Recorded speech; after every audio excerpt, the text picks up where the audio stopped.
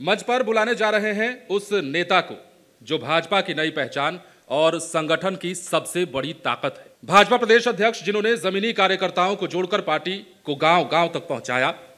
राजनीति में उनका सफर सिर्फ सत्ता की राह नहीं बल्कि संकल्प और संघर्ष की मिसाल है। आज जब हम बात वादे नहीं इरादे की कर रहे हैं तो भाजपा के प्रदेश अध्यक्ष से बढ़कर कौन जवाब देगा। आइए बिहार की बात के इस मंच पर जोरदार तालियों के साथ स्वागत करें श्री दिलीप जायसवाल, प्रदेश अध्यक्ष भारतीय जनता पार्टी बिहार का।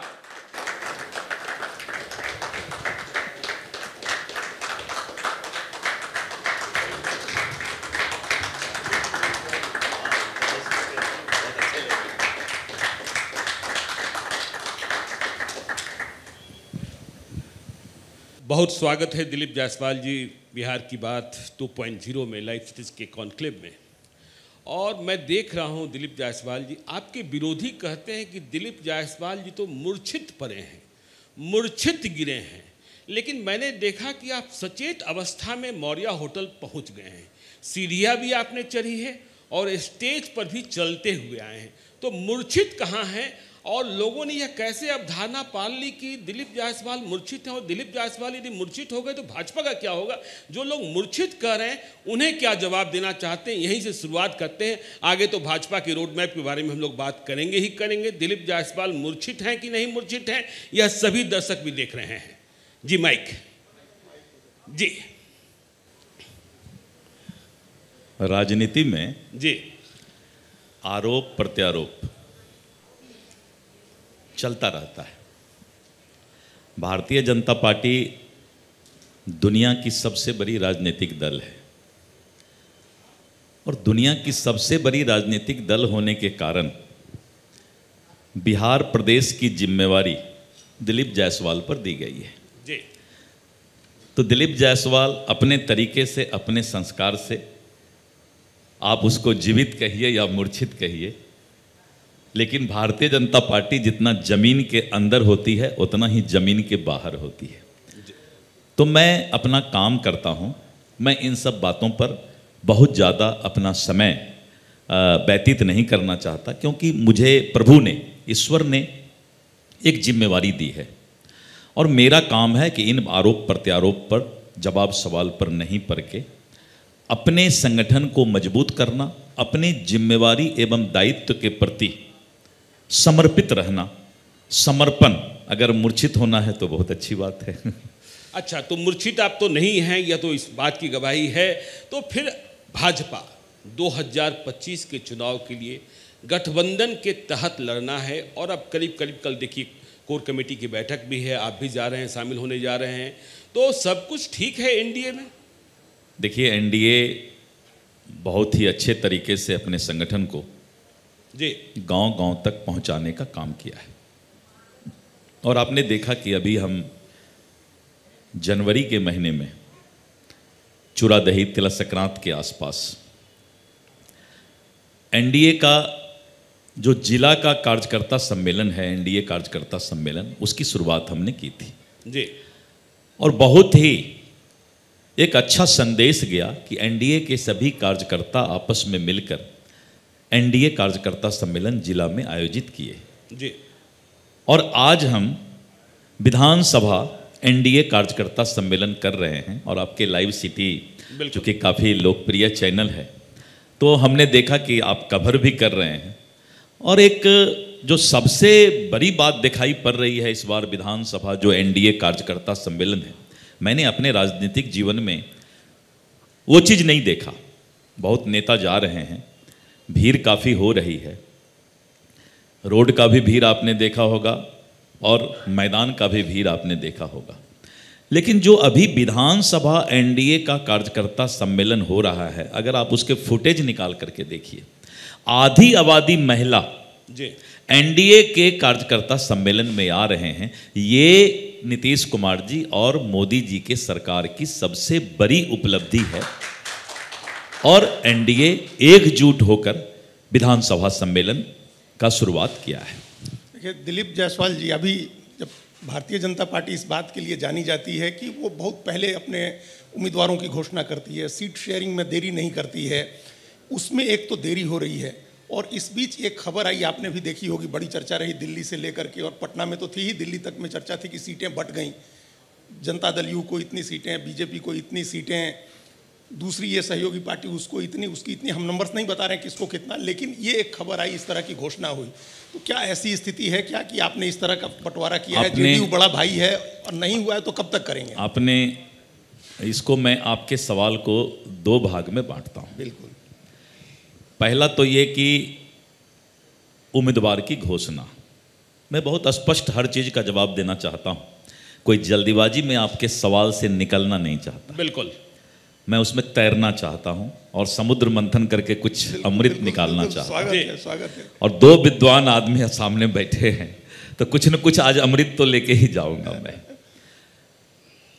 देखिए, भारतीय जनता पार्टी पूरे देश में अभी जहां भी चुनाव हुआ है, उसका अपना एक संगठन का तरीका है उम्मीदवार के चयन का। और ये उम्मीदवार का चयन चूंकि बहुत पुरानी पार्टी है, तो मुझे लगता है कि मीडिया चैनल से लेकर सभी लोगों को मालूम है कि हमारे यहाँ चुनाव समिति होता है। चुनाव समिति के बाद जब बिहार का, राज्य का चुनाव समिति नाम का अनुशंसा करती है, फिर केंद्रीय चुनाव समिति बैठता है, और केंद्रीय चुनाव समिति बैठने के बाद तब फिर नाम उसमें तय होता है, घोषणा होता है। तो अभी हम एक सप्ताह के अंदर ही, जिसके लिए कल बैठक भी है दिल्ली में, हम बिहार में चुनाव समिति गठन करने जा रहे हैं। अच्छा। और जब चुनाव समिति का गठन होगा तो फिर सभी विधानसभा के कोर कमेटी से चुनाव समिति संपर्क करेगी या उनके साथ बैठक करेगी, और फिर कोर कमेटी ही प्रत्येक विधानसभा में कौन उम्मीदवार किस तरीके से पार्टी को चुनाव में जीत दर्ज कराने के लिए उपयुक्त है, ये चुनाव समिति उसका सघन अध्ययन करेगी। और सघन अध्ययन करने के बाद फिर प्रत्येक विधानसभा से पैनल बना के और हम लोग उसको केंद्रीय चुनाव समिति को देंगे। तो ये प्रोसेस हम लोग, हमें लगता है कि कल के बैठक के बाद हम आपको तिथि बता देंगे, और चुनाव समिति की घोषणा होते ही, ये बहुत दिनों से ये प्रोसेस चलता है। आप ये तिथि बता देंगे कब तक आप लोग उम्मीदवार की घोषणा करने जा रहे हैं? नहीं, मैं चुनाव समिति की घोषणा, जिस चुनाव समिति को इस प्रक्रिया को शुरू करना है, भाजपा का अपना एक अलग तरीका है संगठन का, और ये तरीका कोई आज हम नहीं अपना रहे हैं, ये वर्षों से इस तरह की व्यवस्था चल रही है। एक तरीका दिलीप जी उसमें यह भी होता है कि आपके यहाँ चुनाव जो प्रभारी होता है उसकी घोषणा कई महीने पहले हो जाती है, फिर वो भी इस प्रोसेस में शामिल होते हैं, और अब चुनाव की घोषणा में हमको लगता है कि 1 महीने का समय है, और अभी तक चुनाव प्रभारी की घोषणा, चुनाव प्रभारी हमारे यहाँ 1.5 से 2 महीना के बीच कहीं भी घोषणा होता है। अगर आप, मैं छत्तीसगढ़ में था, मनसुख मंडविया जी वहाँ थे, और राजस्थान, जो अभी दिल्ली का चुनाव हुआ, और महाराष्ट्र का हुआ, अभी मैं तुरंत की बात जो कर रहा हूँ, दिल्ली, महाराष्ट्र, हरियाणा, छत्तीसगढ़, तो 1.5 महीना पहले, चुनाव के तिथि से 1.5 महीना पहले एक अंदाज से हमारे ये की घोषणा होती है चुनाव प्रभारी की, और वो भी कल से वही प्रोसेस अब शुरू हो रहा है, अब सारा चीज़ होगा। 2 बड़े आरोप लग रहे हैं विपक्ष की ओर से। पहला आरोप यह है कि अभी राहुल गांधी ने वोटर अधिकार यात्रा बिहार में निकाली कि वोट चोरी की जा रही है, और वोट चोरी से भाजपा देश में और प्रदेशों में चुनाव जीत रही है। देखिए, मैं आपको दूसरा आरोप यह लग रहा है कि नीतीश कुमार की सरकार, बिहार में एनडीए की सरकार, डबल इंजन की सरकार, चुनाव के समय सरकारी पैसे से वोट खरीदने का प्रयास कर रही है। जिस तरीके से 15 वर्षों में स्मरण नहीं आया, जिस तरीके से मैं दोनों सवाल का जवाब दे देता हूँ। पहला तो ये कि राहुल गांधी जी के अंदर पता नहीं अभी तक नेतृत्व क्षमता तैयार नहीं हो पाया। अब भी मानते हैं पप्पू हैं? नहीं, मैं इन सब शब्द का उपयोग नहीं करता जी। दिलीप जायसवाल के बारे में लोग यही जानते हैं कि दिलीप जायसवाल ने, एक बार मैंने कहा था चैनल पर कि जंगल राज के ज़माने में स्कूल में भी मास्टर को गाली बका जाता था, गाली के डिक्शनरी लोग रखते थे, लेकिन उसको लोग गलत तरीके से प्रस्तुत कर दिए कि दिलीप जायसवाल गाली का डिक्शनरी रखता है। मैंने जंगल राज के समय कहा था कि उस समय लोग टीचर को भी नहीं बकसते थे, जो टीचर भगवान और गुरु के रूप होते हैं। तो तरीका, इसलिए मैं बहुत संभल कर, सोच विचार कर सारी बातें बोलता हूं, क्योंकि मैं एक बार इस तरह की बातों के जाल में फंसा था। जी। मेरा एक चीज़ कहना है कि राहुल गांधी जी ये जो बार बार बोलते हैं कि मैं एटम बम लेके आ रहा हूँ, हाइड्रोजन बम लेके आ रहा हूँ, ये इस बात को बताता है कि उनका नेतृत्व क्षमता अभी तक जो है विकसित नहीं हो पाया है। अच्छा। और यही कारण है कि वो आज तक इतने उम्र होने के बाद भी राजनीति में सफल नहीं हो पाए हैं। बुरा मत मानिएगा जी, राजनीति में सफल नहीं हो पाए हैं। अब देखिए, जब इंडी गठबंधन का कोई कार्यक्रम होता है तो वो हर वक्त चाहते हैं कि उनके दल, कांग्रेस के साथ जो भी दल हैं, उनके कद को छोटा किया जाए। कल भी आपने देखा कि किस तरह तेजस्वी यादव जी को उन्होंने तीसरे लाइन में बैठा दिया था। पप्पू यादव को, और पप्पू यादव जी तो पता नहीं, मुझे बहुत दुख हो रहा है उनका चेहरा वो देख करके। जी। आखिर पप्पू यादव जी का क्या गलती है कि उनको कल माथा पकड़ के, सर पकड़ के नीचे में बाहर बैठना पड़ा? ये सीमांचल की दोस्ती है क्या पप्पू यादव से दिलीप जायसवाल नहीं, की? दोस्ती की बात मैं नहीं कर रहा हूं। जी। जिस तरीके से राहुल गांधी जी का नेतृत्व में इस तरह की चर्चाएं चल रही है कि कांग्रेस चाहती है कि बिहार में हम बड़ा भाई बने। अच्छा। और इसके पीछे उनका बहुत बड़ा ये जो यात्रा था राहुल गांधी जी का, इस यात्रा के पीछे यही मकसद था कि राष्ट्रीय जनता दल को उसका एहसास करा दें कि तुम दूसरे नंबर पर हो। अच्छा। और कांग्रेस पार्टी राष्ट्रीय पार्टी है और उसके साथ छोटा भाई बन के ही रह सकते हो। जी। और कल उनको तीसरे नंबर पर बैठा दिया। कल जब 1 तारीख को समापन का ये निकला, अब तेजस्वी जी किसी तरह तरफ के आगे आए, तरफ कर आगे आए, किसी तरह आगे आए, मतलब साइड से निकल करके आगे आए। और जब वो आगे आए तो आप वीडियो फुटेज देखिएगा, उसके बाद राहुल जी आगे सामने नहीं देख रहे थे, वो नीचे सर झुका लिए और एक आदमी से बातचीत करने लगे, क्योंकि वो चाहते थे कि उनका चेहरा अकेला यात्रा के समापन में रहे। तो इस तरह का जो भाव है ये मजबूरी है, और इस तरह के भाव में ये स्पष्ट पता चलता है कि इंडी गठबंधन के क्या हालात हैं। ये वीडियो फुटेज बता रहा है। बिल्कुल। हाँ, लेकिन दूसरा सवाल था कि आप लोग वोट खरीद रहे हैं, बिहार में 10,000 रुपए दे रहे हैं, वृद्धावस्था पेंशन का ख्याल 15 वर्षों में नहीं आया, 15 वर्षों के बाद जब चुनाव आया है तो ख्याल आ गया कि भाई देखिए, अब सीधे पैसे दे दो। देखिए, राजनीति में जी, हर चीज समय पर ही किया जाता है। चुनाव आता है तब, मैं बता रहा हूं जी। आपको। और जो चीज समय पर किया जाता है वो जो हमारा नारा है, सबका साथ सबका विकास, उसी फॉर्मूले पर हम चलते हैं।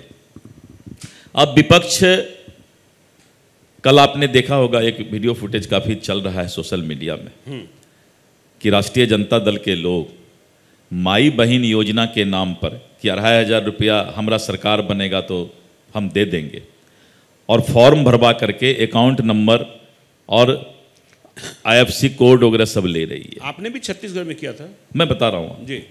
और इस तरह करके जिस तरह से वो गांव-गांव जाकर कर रही है, आज उस मां बहन को मालूम है कि जब तक मोदी की गारंटी और नीतीश कुमार जी का सरकार है, महिलाओं का सशक्तिकरण अगर इस देश में कोई कर सकता है तो वो नीतीश कुमार और नरेंद्र मोदी जी ही कर सकते हैं।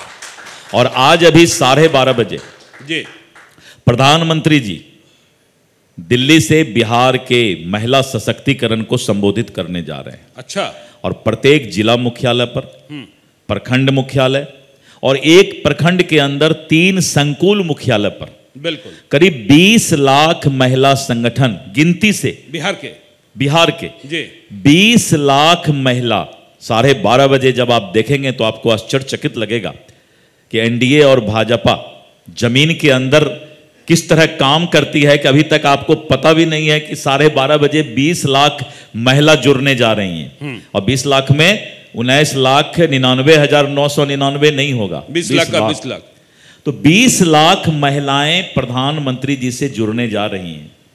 और जिस तरह से महिलाओं के सशक्तिकरण के लिए आज उनको जो 25 लाख रुपया की राशि प्रत्येक संगठन को, महिला समूह को, और बहुत ही कम इंटरेस्ट में, ये बहुत बड़ा क्रांति। 25 लाख रुपए देने जा रहे हैं। हर संगठन को एक सीएम संगठन होता है जी। और एक महिला सशक्तिकरण का इससे बड़ा ऐतिहासिक क्रांति बिहार से शुरू हो रहा है। जिस तरह से महात्मा गांधी जी ने, लोकनायक जयप्रकाश नारायण जी ने, और लोकनायक और जननायक कहलाने का और बापू कहलाने का, कर्पूरी ठाकुर जी जननायक और बापू कहलाने का हक महात्मा गांधी जी को मिला, तो आज जो शुरुआत महिला सशक्तिकरण का होने जा रहा है, माननीय श्री नरेंद्र मोदी जी और नीतीश कुमार जी के बारे में आने वाले समय में आप भी यही कहेंगे कि महिलाओं का सशक्तिकरण का काम इससे बड़ा कुछ भी नहीं हो सकता है। अच्छा दिलीप जायसवाल जी, हाँ एक सवाल जो उस आपने पहले सवाल का जो जवाब दिया उसमें कहा कि इंडिया ब्लॉक जो है उसमें बड़ा भाई छोटा भाई बनने की होड़ लगी हुई है। ये होड़ एनडीए में भी क्या नहीं है? हम बीजेपी बड़ा भाई बनने की कोशिश नहीं कर रही है। नीतीश जी को बड़ा भाई मानते हैं? नहीं, आप मान रहे हैं, आप मान रहे हैं और रहेंगे भी टिकट बंटवारे से लेकर मुख्यमंत्री बनने तक में। हमने तो पूरे बिहार में घूम घूम कर कहा कि नीतीश जी का नेतृत्व जब तक है, बिहार की जनता नीतीश कुमार के न्याय के साथ विकास का, जो उन्होंने पूरे बिहार को बदलने का काम किया है, बिहार की जनता कभी भूल नहीं सकती है। और हमारे विपक्षी भी इस बात को बोलते हैं कि नीतीश कुमार एक ईमानदार नेता है। नहीं, ये ठीक है, आप भी बहुत बार बुलवाते रहते हैं। बिल्कुल बिल्कुल बिल्कुल नहीं, ये ठीक कह रहे हैं आप, लेकिन आप कह रहे हैं कि नीतीश कुमार तो हैं ही क्या, वरिष्ठ हैं, बड़े भाई हैं, आप मानते भी हैं, लेकिन उम्र से बड़े भाई मानते हैं, नेतृत्व से बड़े भाई मानते हैं, कि सीटों की संख्या में भी बड़े भाई मानते हैं? देखिए, मैं एक बात बता रहा हूं जी, सीट की संख्या एक राजनीतिक फैसला होता है, लेकिन नीतीश कुमार जी हमारे नेता हैं जी, नेतृत्व हैं, और बिहार में उनके नेतृत्व में हम चुनाव लड़ने जा रहे हैं। नेतृत्व हैं और चुनाव लड़ने जा रहे हैं, और हमारे नेतृत्व रहेंगे 2025 के मुख्यमंत्री भी नीतीश कुमार ही हैं। 2030 का भी बुलवा लीजिए तो अच्छा रहता। 2030 का बड़ा ऐलान। 2025 अब इससे ज्यादा तो आगे नहीं, आपने क्लियर किया। भगवान नीतीश जी को स्वस्थ रखें, यशस्वी रखें, और जिस तरह से नीतीश जी का माखौल मजाक स्वास्थ्य के मामले में विपक्ष के लोग उठाने का प्रयास करते हैं, कल उनको भी वो दिन देखना पड़ेगा। आज नीतीश जी जिस तरह से 5 लाख लोगों के बीच, 4 लाख लोगों के बीच प्रधानमंत्री के साथ मंच से दहाड़ते हैं, वो आदमी स्वस्थ नहीं है। 3-4 लाख लोगों के जनसभा को जो आदमी 40 मिनट तक संबोधित करता हो, आप उसके स्वस्थ होने पर सवाल उठाते हैं। तो समन्वय बना है, 2025 का क्या लक्ष्य, कितनी सीटें आप लोग जीत लेंगे बिहार में, क्योंकि चुनौती बहुत बड़ी है। मैं एक बात बता देता हूं जी, बीजेपी के प्रदेश अध्यक्ष होने के नाते जी, मेरे शब्द बहुत नाप तौल कर बोले जाते हैं। मैं हर वक्त यही बोलता हूं कि सरकार भारी बहुमत से बनेगी, भारी बहुमत से 2/3 बहुमत से ज्यादा हमारा सीट आएगा, और हम भारी बहुमत से सरकार बनाएंगे, क्योंकि बिहार की जनता इस बात को मान रही है कि मोदी की गारंटी और नीतीश कुमार का विकास, न्याय के साथ विकास ही बिहार को आगे ले जा सकता है। मैं एक बात बताता हूं जी, आपको, आपकी उम्र करीब 40 साल से तो ऊपर ज्ञानेश्वर जी है, 50 साल से ऊपर है। नहीं लगते नहीं जी, मुझे जो दिखाई पड़ा मैं वही बोलूंगा। जी, वैसे मैंने आपके बेटा से अभी मैं मिला जी, आपके बेटा आजकल लाइव सिटीज को संभाल रहे हैं जी। हर बाप की इच्छा होती है कि उसका बेटा भी उसके नक्शे कदम पर चल के उसके चीज़ों को संभालें। दिलीप जायसवाल का बेटा पर थोड़ा कभी कभी आरोप लग जाता है, मैं आता हूं उस पर। जी, नहीं आने की जरूरत नहीं, मैं अपने ही बता दिया, इशारा कर दिया। देखिए, मैं एक बात बता रहा हूं, हाँ, हर वक्त इस बात को मानिए कि हर चीज जो है, संगठन में हो चाहे सरकार में हो, वो नियम के अनुसार होता है, और उस नियम के अनुसार करने के बाद जब सरकार जनता के पास चुनाव के वक्त जाती है, तो चुनाव में जनता उस बात को याद रखती है। मैं ये बता रहा था कि पटना में पहले एक चिड़िया-टार पुल होता था। हाँ, होता था चिड़िया-टार पुल। ये 2005 की मैं बात कर रहा हूं, जब नीतीश कुमार जी सत्ता में आए, ठीक उसके पहले। लेकिन नीतीश कुमार जी के नेतृत्व में 70 साल में एक चिड़िया-टार पुल था। आप हमको बताइए, अगर आप गिनती करके रखे होंगे तो मैं आपको शाबाशी दूंगा कि आज पटना में कितने फ्लाईओवर हैं। लाइव सिटीज का ये बहुत बड़ा परीक्षा है। गिनती तो नहीं की है, रोज दिखी जाते हैं। ये आपका जवाब आ गया। जी बिल्कुल, ये आपका जवाब आ गया कि 70 साल आजादी के होने के बाद पटना में हर लोग गिनती कर सकता था कि एक चिड़िया टारपूल है, और आज लाइव सिटी के सबसे तेज तर्रार ज्ञान के ईश्वर जी भी नहीं बता सकते हैं कि पटना में कितने फ्लाईओवर बन गए। मैं सिर्फ एक एग्जाम्पल, बिल्कुल बिल्कुल बिल्कुल। आपको याद होगा कि जब आप यहाँ से खगड़िया, बेगूसराय, पूर्णिया, सिल्लीगुड़ी कहीं जाते होंगे, आपको याद होगा कि उस समय या तो भग्गू सिंह का जहाज चलता था पहलेजा घाट में जी, या नहीं तो फिर मोकामा घाट के पुल को पार करके हम लोग गाड़ी से 4 चक्का लेकर के जाते थे नॉर्थ बिहार की ओर। आज आप बता सकते हैं कि गंगा पर कितने पुल हैं, साहेबगंज कटिहार से लेकर के और भोजपुर बक्सर तक? 10 हैं, 10 पुल बन 10 पुल हैं और 8 बन रहे हैं। धन्यवाद। 8 बन रहे हैं जी। इतना पुल गंगा पर, 4 लेन 6 लेन। भागलपुर में पहले एक पुल बना, उसके बाद दूसरा शुरू हो गया, सब जगह पुल ही पुल। ये मैं नहीं बोल रहा हूं, ये तो फिजिकल चीज है जो दिखाई पड़ रहा है जी।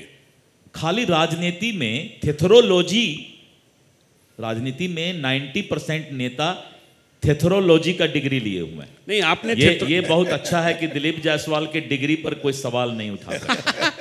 नहीं, आपने जी, राजनीति में थेथरोलॉजी के सभी नेता एक्सपर्ट होते हैं, और झूठ को इतना बार बोलो, राजनीति में झूठ को इतना बार बोलो कि बाद में लोग उसको सच मानने लगे, यही आज के नेता की क्वालिटी है।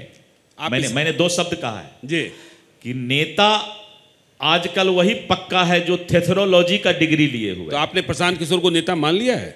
नहीं, मैं प्रशांत किशोर जी या किसी व्यक्ति विशेष पर मैं हर वक्त बोलता हूं कि राजनीति में मनभेद नहीं होना चाहिए, मतभेद होना चाहिए। मनभेद प्रशांत किशोर से नहीं है, मनभेद किसी नेता से नहीं होना चाहिए, किसी नेता से नहीं होना चाहिए। राजनीति वैचारिक मतभेद, एक वैचारिक मतभेद हो सकता है, इसलिए आप किसी का नाम बीच में नहीं लें जी, क्योंकि मेरा सवाल और जवाब पूरे व्यवस्था से हो रहा है।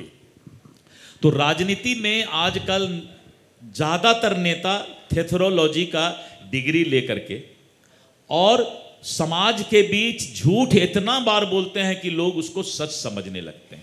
पहली बात जी। दूसरी बात कि ये बहुत अच्छा संकेत है कि दिलीप जायसवाल के डिग्री पर कोई सवाल नहीं उठा है, इसलिए कि दिलीप जायसवाल ने उस वक्त डिग्री लिया है जिस वक्त आज के नेता जो आरोप लगा रहे हैं उनका शायद जन्म भी नहीं हुआ होगा। अच्छा, जितने लोग हैं जी अलग अलग हैं। मैंने 1985-87 में MBA किया है। अच्छा, मास्टर इन बिजनेस एडमिनिस्ट्रेशन, अच्छा, मार्केटिंग एंड फाइनेंस से।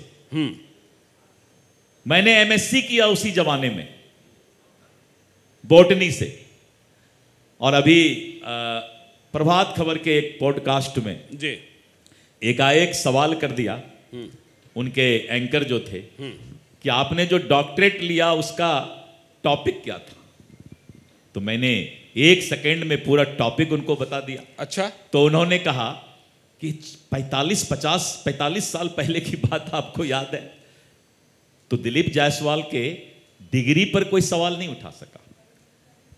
और दिलीप जायसवाल की एक आदत है कि अगर उसके जवान से कोई गलत बात निकल गया हो तो मैं तुरंत एहसास करके उसको कबूल कर लेता हूं। अच्छा, आज प्रधानमंत्री नरेंद्र मोदी जी एक पिछड़ा अति पिछड़ा का बेटा, और उसकी दिवंगत उनकी स्वर्गीय माता जी, बिल्कुल, जिस माता ने कभी, ये तो ज्ञानेश्वर जी आपको मालूम होगा, बिल्कुल निंदा, उस माता ने कभी प्रधानमंत्री निवास को नहीं देखा, उसका सुख नहीं भोगा। बिल्कुल, क्या हक है जी, क्या हक है भाजपा के भी कार्यकर्ता को, छोड़ दीजिए विपक्ष, भाजपा के कार्यकर्ता को भी क्या हक है उनके मां पर उंगली उठाने का? बिल्कुल नहीं है। जिस मां ने प्रधानमंत्री के पद का कोई सुख नहीं देखा, आज नरेंद्र मोदी के कारण उनके माता जी को इतना गंदा गाली बकने का काम किया जाए, यह क्या उचित है? नहीं नहीं। अगर मेरा दल और भारतीय जनता पार्टी के मंच से अगर कोई कार्यकर्ता किसी तरह का अपशब्द बोला होता तो दिलीप जायसवाल या भाजपा का कोई भी पदाधिकारी उसी वक्त भगवान से भी और विपक्ष से भी माफी मांगता कि मेरे मंच से इस तरह की बात गलत हुई है। लेकिन क्या ये अहंकार नहीं है कि स्वर्गीय माता जी को गाली बका गया और आज तक राहुल गांधी, तेजस्वी यादव ये नहीं बोल रहे हैं कि हमारे मंच से ये गलत काम हुआ? ये ठीक बात ये बहुत बड़ा सवाल है। मैं बिल्कुल बिल्कुल किसी की भी माँ हो, बिल्कुल दल कोई भी हो, बिल्कुल, लेकिन माँ होती है। बिल्कुल बिल्कुल बिल्कुल। और वो भी वो माँ जिसने प्रधानमंत्री के पद का कोई सुख नहीं स्वीकार किया। बिल्कुल, वो उसकी आलोचना होनी चाहिए थी और माफी मांगा जाना चाहिए था।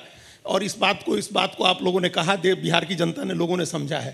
अब मेरा हम लोग का चूंकि समय, अब आपने जो समय हम लोग को दिया था वो समय काफी नजदीक नहीं, हम लोग लगातार देखिए, एक सवाल हमारा आपसे लेकर के ये था कि एक तो आप पूर्व सीमांचल के इलाके से आते हैं जिधर की एक बड़ी समस्या घुसपैठ की समस्या उठती रहती है, हमेशा उसकी चर्चा होती है। एक आइडियोलॉजिकल पोजीशन भी है उस पर भारतीय जनता पार्टी की। प्रधानमंत्री ने इस बार लाल किले से भाषण में भी कहा कि हम एक डेमोग्राफिक मिशन बनाएंगे क्योंकि जनसंख्या संरचना बिगड़ रही है देश के कई राज्यों में। उसके बाद वो बिहार में आए, उन्होंने घुसपैठ की बात भी लगातार कही। तो घुसपैठ का मुद्दा क्या एक बड़ा मुद्दा आपके चुनाव के इस बार के एजेंडे में रहने वाला है? मैं आपको 2 मिनट समय लूंगा जी। दिलीप जायसवाल 15 वर्षों से उसी सीमावर्ती क्षेत्र से चुनाव जीत कर आता है। बिल्कुल। और लगातार तीसरी बार पूरे देश में, ये रिकॉर्ड में है, पूरे देश में मैं स्थानीय निकाय के अपर हाउस में सबसे ज्यादा सर्वाधिक वोट से चुनाव जीतता हूं पूरे देश में। भारत मुसलमानों का सहयोग भी प्राप्त होता है आपको। और सभी अकलियत भाई, मुसलमान भाई भी हमको पसंद करके वोट देते हैं। एक बार लोग ठग के वोट ले सकता है, 2 बार ले सकता है, लेकिन 15-20 वर्षों तक लगातार पूरे देश में अपना ही रिकॉर्ड तोड़ना कोई मामूली बात नहीं। बांग्लादेशी घुसपैठिए तो नहीं होते उसमें। मैं 1 मिनट बताता हूं। दूसरा ये कि मैं 2014 में लोकसभा का चुनाव लड़ा था। 2014 में दिलीप जायसवाल किशनगंज से लोकसभा का चुनाव लड़ा। 3 लाख वोट हम लाए थे। स्वर्गीय सुशील मोदी जी उस समय बोले कि सिकटी विधानसभा जब हट गया तो यहां तो 1.5-2 लाख से ज्यादा वोट नहीं आना चाहिए, क्योंकि किशनगंज लोकसभा में सिकटी विधानसभा से ही 78,000 वोट आता था जब तक शाहनवाज हुसैन जी लड़े थे। और दिलीप जी आप 3 लाख वोट कैसे ले आए, वो भी 2014 में? मैंने कहा कि 2014 के लोकसभा चुनाव में भी मुझे वहां के अकलियत और मुसलमान भाई ने वोट दिया।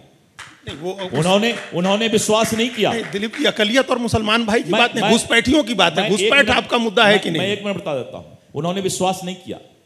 और करीब 200 ऐसे बूथ है जहां एक भी हिंदू भाई नहीं है। चूंकि बूथ वाइज वोट आता है, तो उन्होंने जब वोट निकाल कर देखा तो जहां एक भी हिंदू भाई नहीं थे, 2014 के लोकसभा में मुझे करीब 67,000 वोट उस बूथ से भी आया था जहां सिर्फ मुसलमान भाई, अकलियत भाई हैं। आज मैं भाजपा का अध्यक्ष बन गया तो लोग इस परसेप्शन को किशनगंज और पूर्णिया प्रमंडल में डालना चाहते हैं कि हम मुस्लिम विरोधी, हिंदू की बात और ये सब। दिलीप जायसवाल हर वक्त इस बात को मानता है, नफरत के नाम पर ना, नफरत के नाम पर न सियासत के नाम पर, नफरत के नाम पर न सियासत के नाम पर हम वोट मांगते हैं, हम वोट मांगते हैं इंसानियत और मानवता के नाम पर। क्या बात कही, मोहब्बत के नाम पर। क्या बात। और दिलीप जायसवाल के बारे में कितना भी परसेप्शन फैला दिया जाए मुसलमान भाइयों के बीच, लेकिन दिलीप जायसवाल को इंसानियत और मानवता के लिए किशनगंज और सीमांचल सदैव याद रखेगा। और मैं भी उनको दिल से प्यार करता हूं। देखिए, इतनी साफगोई से आप बातें कह रहे हैं, लेकिन मुझे लगता है पार्टी के भीतर कभी कभी नाइंसाफी हो जाती है। कई लोग अब भी हैं जो एक व्यक्ति 2 पद पर बने हुए हैं, लेकिन एक व्यक्ति 2 पद नहीं। इस सिद्धांत के तहत दिलीप जायसवाल की मंत्री पद से छुट्टी हो गई। यह नाइंसाफी आपके साथ क्यों हो गई? मुझे दिल्ली से नहीं कहा गया था कि आप तुरंत रिजाइन कीजिए। मैंने, जैसे हमको पता चला रात में करीब 10:30 बजे कि मुझे प्रदेश अध्यक्ष बनना है, तो मैंने अपने आला कमान को फ़ोन किया कि मैं अपने पद से, मंत्री पद से रिजाइन देना चाहता हूँ। अच्छा। तो उन्होंने कहा कि बहुत सारे काम बचे होंगे, सर्वे का काम चल रहा है, आप पहले उस काम को एक आध महीना में समाप्त कर लीजिए, जिससे कि विभाग का काम में स्पीड कम नहीं हो। मैंने कहा कि नहीं, मैं तेज तर्रार आदमी बहुत से भाजपा में हैं जो लोग आकर के इस काम को संभालेंगे, और मैंने स्वेच्छा से उसी रात रिजिग्नेशन भेजा था। यह संजोग था कि इस्तीफा कोई और लिख के लाया, हमने दस्तखत कर दिया। इस्तीफा लोग देखता नहीं है कि क्या लिखा हुआ। हाँ बिल्कुल, अब तो बाद विवाद में हो गया। हाँ, उसको तो ये सब होता है। दिलीप जायसवाल के साथ कुछ राहु ग्रह है हम पर, तो थोड़ा सा ये होता है। राहु ग्रह है आप पर, लेकिन महादेव की कृपा है कि अच्छा। सब ठीक हो जाता है। ज्ञानेश्वर जी हैं, ज्ञान के ईश्वर हैं। चलिए दिलीप जायसवाल जी, अब रैपिड फायर में चलते हैं। आप यह बताइए कि बिहार की राजनीति में विपक्षियों में आपको तेजस्वी यादव से डर लगता है कि प्रशांत किशोर से डर लगता है? देखिए, चुनाव दो ही पार्टी के बीच है। दो ही पार्टी के बीच दो में? पार्टी मतलब कि दो गठबंधन के जी। बीच, महागठबंधन और एनडीए। प्रशांत किशोर न 3 में न 13 में। ठीक है, मैं 3 और 13 शब्द का उपयोग नहीं करके उसको एक अच्छे शब्द में बोलना चाहता हूं कि प्रशांत किशोर जी अपना प्रयास कर रहे हैं, लेकिन जो आपने सवाल किया जी कि चुनाव जो है महागठबंधन और एनडीए के बीच है, दो ही धरा है बिहार में, दो ही धरा है। दो ही धरा। तो चलिए, आपकी दिनचर्या का सबसे पसंदीदा हिस्सा क्या है? मतलब हमने सुना कि 1 साल से अधिक हो गए आपके अध्यक्ष बने हुए, अब तो आप घर भी नहीं जा पा रहे हैं, परिवार के लोगों से भी नहीं। मेरा 13 महीना हुआ है। 13 महीना हुआ है और मैं 13 दिन घर गया हूँ। 13 महीने में 13 दिन घर गए हैं। मैं सबसे कम पटना रहने वाला नेता था। अच्छा, इतना दिन से मैं हाउस के अंदर हूं, सदन के अंदर हूं, चुनाव जीत के आता हूं, कोई राज्यपाल महोदय या विधानसभा का नॉमिनेट विधान पार्षद नहीं हूं, चुनाव जीत के आता बिल्कुल, चुनाव लोकसभा लड़ा हूं, लेकिन मैं 5 दिन ही महीना में यहाँ रहता था, शांति से अपना जिंदगी जीता था। 25 दिन रहते थे अपने क्षेत्र में रहता था, और यही कारण था कि किशनगंज और सीमांचल के लोग मुझे बहुत प्यार करते हैं। और अब 29 दिन, लेकिन अब 13 महीना में 13 दिन ही मुझे घर जाने का मौका मिला। आप ज्ञानेश्वर जी इसको याद कराए, मेरी पत्नी सुन रही होगी तो खुश होगी कि कम से कम कोई एक आदमी तो है जो कि इस बात को याद कराए। बिल्कुल। अच्छा, आप राजनीति में आने के पहले क्या बनना चाहते थे? मैं राजनीति में आने के पहले भी समाज सेवा मेरा ध्येय था जी, और इंसानियत और मानवता। इंसानियत और मानवता बचपन से ही माता पिता से हमने सीखा है। लेकिन जो चीज हमने सीखा आज तक भी मुझे वही इंसानियत और मानवता, service to man is service to God, जी, मानव सेवा ही सच्ची पूजा व इबादत है, ये मेरी जिंदगी का शुरू से ध्येय रहा। आपका पसंदीदा बिहारी व्यंजन कौन सा है? मैं कुछ भी खाता हूँ, मेरा कुछ भी कोई खाते हैं? पसंद नहीं है। हाँ। मैं बहुत ही सिंपल आदमी हूँ। जी। मैं मंत्री भी बना तो आपने देखा मैं एमएलसी क्वार्टर में ही रह गया। बिल्कुल। आज तक मेरे क्वार्टर के सामने दिलीप जायसवाल का बोर्ड नहीं लगा। मंत्री भी बना तो बोर्ड नहीं लगा। आज तक मैंने विजिटिंग कार्ड नहीं छपवाया आप तो रबर स्टाम्प साथ लेकर चलते थे जब मंत्री थे। वो मंत्री का रबर स्टाम्प उन गरीबों के लिए लेके चलता था जी। जिनको मैं न्याय के लिए लिखता था तो अपने से मैं मोहर लगाता था, खुद मोहर लगा क्योंकि देते। मुझे सहयोगी और पीए बहुत पसंद नहीं है। मैं एमएलसी के क्वार्टर में आज से 15 साल 20 साल पहले भी रहता था, आज भी उसी एमएलसी क्वार्टर में हूं। हमें स्ट्रैंड रोड में मैं धन्यवाद देता हूं माननीय नीतीश कुमार जी को, बहुत बड़ा क्वार्टर दिए, सब कुछ दिए, मैं नहीं गया, मैं आज भी वहीं हूं। मेरे घर के सामने 15 साल से कोई मेरा बोर्ड नहीं देख सकता है कि ये दिलीप जायसवाल का निवास है। चिराग पासवान एनडीए में बने रहेंगे? निश्चित रूप से चिराग पासवान जी एनडीए के अभिन्न हिस्सा हैं जी, और 5 पांडव में एक पांडव वो भी हैं। 5 पांडव में एक पांडव वह भी हैं। तो चिराग पासवान बने हुए, उनकी संख्या, सीटों की संख्या 20, 25, 25 से 30, क्या आकलन कर रहे हैं? ये काम न दिलीप जायसवाल का है जी, और न ही बिहार के नेताओं का है। केंद्रीय नेतृत्व चिराग पासवान जी राष्ट्रीय नेता है जी, तो राष्ट्रीय नेता की बात कोई बिहार के नेता करे तो ये तो अपने क्रॉस करना हुआ अपने। जब गुस्सा आता है तो क्या करते हैं दिलीप जायसवाल? जब गुस्सा आता है तो दिलीप जायसवाल क्या करते हैं? मैं गुस्सा जब भी मुझे आता है जी, तो मैं मुस्कुराता हूँ। मुस्कुराते हैं? सबसे पहले मैं मुस्कुराता हूँ। हाँ। क्योंकि मैं बोलता हूँ कि हे भगवान, किसी इंसान को गुस्सा करने का हक आपने नहीं दिया है, उसको तो आपने भेजा है प्यार मोहब्बत करने के लिए। तो इंसान को जब भी गुस्सा आए तो उसे हर वक्त याद करना चाहिए महादेव को, भगवान को, कि हे भगवान, आपके बाद मनुष्य, इंसान दूसरा सबसे अच्छा जीव है। Human are the representative of God. 2025 के चुनाव जीतने के बाद छुट्टियां मनाने कहाँ जाएंगे? बस समाज सेवा, वहीं पर किशनगंज जाऊंगा और गरीब रोगी के साथ उनका सेवा करूंगा। चलिए, बहुत बहुत धन्यवाद दिलीप जायसवाल जी को कि आपने इतना मूल्यवान समय दिया। इसके बाद 12:30 बजे आपको प्रधानमंत्री के बहुत अच्छा लगा कि नहीं, हम लोग आपको मुस्कुराते हुए देखें तो ये तो नहीं समझने कि गुस्से में है यार।